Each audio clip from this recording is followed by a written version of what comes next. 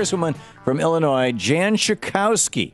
She ably represents the 9th District of Illinois. Schakowsky.house.gov is her website, is on the line with us. Congresswoman, welcome back to the program.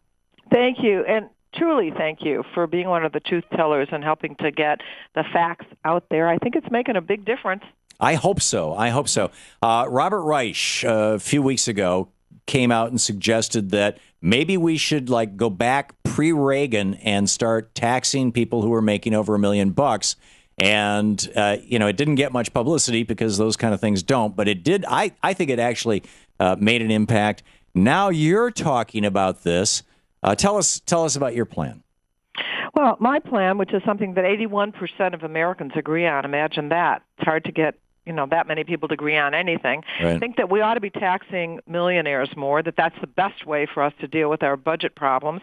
And so what I do is I start with a new tax bracket at $1 million, but then I step it up at 10 and 20 and 100 million, up to $1 billion, where I have a new tax bracket for billionaires, because yes, there are billionaires in our country, and most of them are paying at 15%, right, because it's considered a capital gain when they gamble other people's money as hedge fund managers. That's mostly who's making $1 billion. So I'm saying it is really time to have shared sacrifice, to have fair taxes, right, and to have a much fairer economy, because right now we're at income inequality that rivals that of 1928, which was a very bad year for most Americans. You know what boggles my mind, Congresswoman, is that Republicans and conservatives run around screaming about the deficit and the debt, and yet if you look at the history of the United States, other than World War II and arguably the Spanish-American War, the Civil War, there's been a few wars that we went into debt pretty badly, but outside of that, we didn't have much debt until Ronald Reagan came along and started Reaganomics and started trickle-down economics and dropped the top tax rate from 74% down to 28%. It's since then crept up to 36% where it is right now, but still below 50%.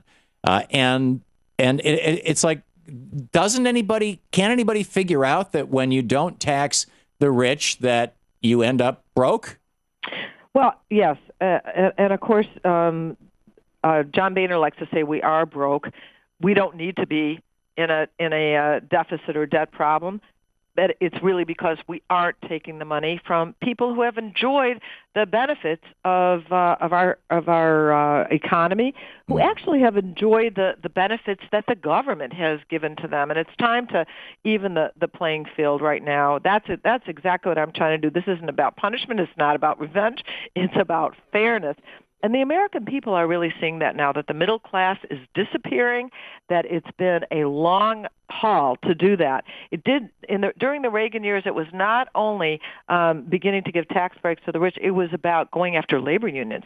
Yeah. That's when the decline in organized labor, an assault on organized labor had. And so over those years, from 1979 to 2005, we barely saw up to 90% of the income earners in our country seeing any benefit from these huge increases in productivity, and literally all of the growth going to the wealthiest of Americans. Now it's time to even that out, because it's not good for our economy and it's not good for our democracy. Right. And people are pushing back. I mean, the governor of Pennsylvania just cut 44,000 people off Medicaid last week, and just said, that's it. You guys don't have health insurance anymore. Sorry. We're going to use this money for economic development, which is a Republican euphemism for tax breaks for millionaires and for big corporations. And he's being sued. Their strategy for job creation of trickle down has been proven to be a complete failure. The reason that the corporations are sitting on about $2 trillion of money and not investing it and not hiring more is because middle class people don't have money in their pocket, or even poor people that aspire to the middle class don't have money to spend. You need consumers. You need demand. That's right. why we're not seeing corporations invest. Right. And to get consumers to get demand, you need people who are making a decent wage so that they've got money in their pocket and they can buy things. And now what we're seeing with the Republicans here, Tom, they're saying that the burden of dealing with our deficit and our debt is going to fall once again on the middle class. We're going to cut college Pell Grants for 9.4 million students. We're going to cut community health centers, the only place where lots of Americans can go for their health care. We're going to stop cancer research. Think of that. Right. And we're going to make further cuts in housing. So God forbid we help anybody whose house is under and whose mortgage is underwater or upside down. So my bill, by taxing the wealthiest Americans, raises about $79 billion, and that's more than the $61 billion that they've cut already from the budget, mostly from programs that affect the middle class. Yeah, that's great. And by the way, among their cuts is a cut in the tsunami warning systems. And Congressman King yesterday said, "Well, we shouldn't let one natural disaster prevent us from cutting the budgets." My gosh! Like, my head is exploding. The other thing they do is they cut programs that actually help us root out waste, fraud, and abuse. Yes. They cut inspectors general. That's their job to look for that.